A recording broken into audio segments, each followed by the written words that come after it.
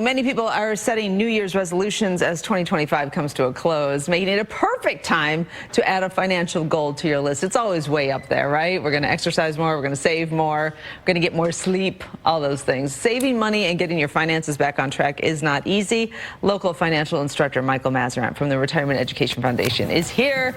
He's got all the tips. We're going to start slow though, Michael, right? We need baby steps. We do, and the first baby step is really looking at what happened in 2025. So taking stock of people probably had resolutions for this year, and look back at your 2025 resolutions to get a sense of, did I accomplish this year's goals?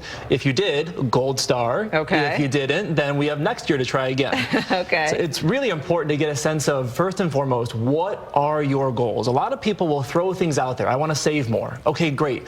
That's directionally awesome, but save how much more? Yeah, what does that into mean? Which accounts? Into savings accounts, into your 401k, into down payment for a home. What are your specific goals? And start figuring out what do I need to do to achieve those goals, not just a broad sweeping statement like save more money. Okay, so can we get a little specific on that? Okay, if you are saving to get married, to buy a house, that you want to keep that nice and liquid, so where are you putting that? So that's a great question. If someone's going to be spending this money they're saving intentionally for something in the next, call it 1 to 3 years, that should be money that is saved somewhere safe and liquid, like a high yield savings account where it's not tied to the stock market and you get the money whenever you want it. Okay. Now, if we're saving for something that's 5 years or more down the road, maybe it's putting a kid through college or for retirement, we should be saving those dollars in the stock market, either a brokerage account or a 529 if it's college, or a Roth for retirement planning. But these are the kinds of things that understanding what are the goals for these particular dollars,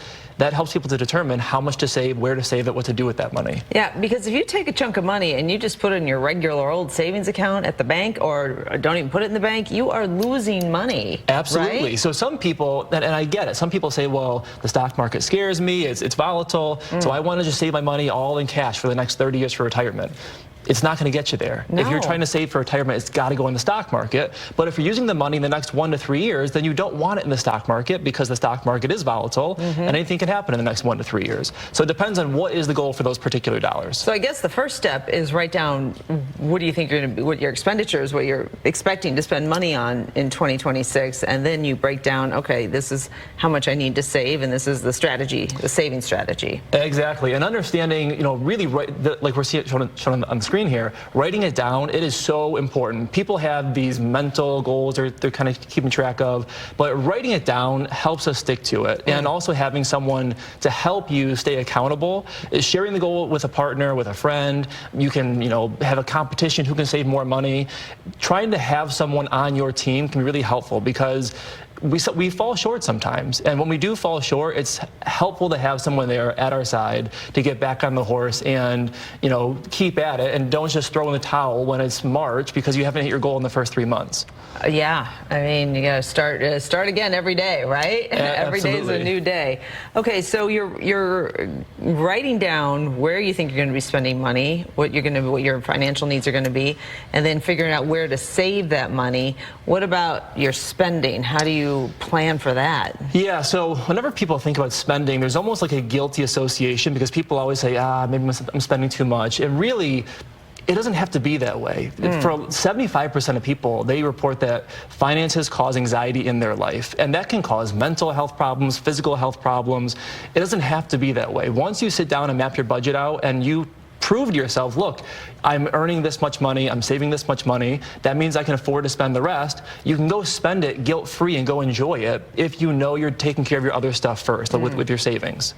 And that's really, that little psychological trick is really at the crux of raising your financial IQ and being happy, right? For sure. If we don't have this cloud hanging over us of financial anxiety, we can go enjoy life and have more fun. But that all starts with, like you said, raising your financial IQ. Education, education, education.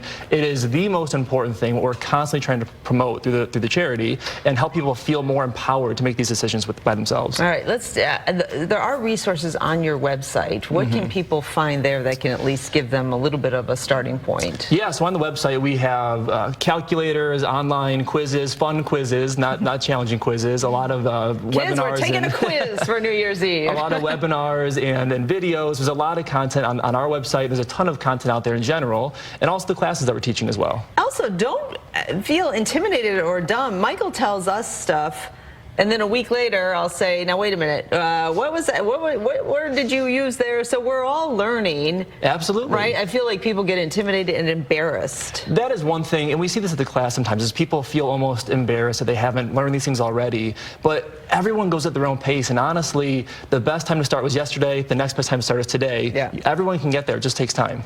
Michael, Happy New Year. Happy New Year to you as well. Thank you. We'll see how we do. We'll check back. refedu.org is that website we're talking about, where you can find all of Michael's info.